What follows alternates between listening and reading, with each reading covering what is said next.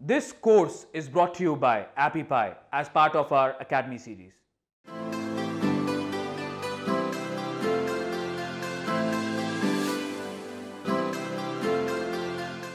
wanted to do another case study of an app that is made by a student of this course, and this is an interesting app. It's about agoraphobia, which is the fear of going outside, as far as I understand it. The problem with this niche is that is a problem and a good thing all at the same time. The problem is that there's not that many people searching for this, right?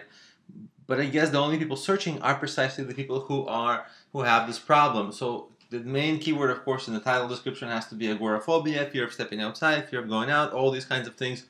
But I feel like it's not going to be enough to make a business out of that one term, because the volume isn't huge. So what I would also do is look in the case of this app. I would also look at a way to do two things to make this app really be the app for everyone with agoraphobia. I think what you have to do is, number one, join all the existing online communities that talk about this issue, and you have to create your own online communities that talk about this issue, your own Facebook group, your own YouTube channel, your own podcast.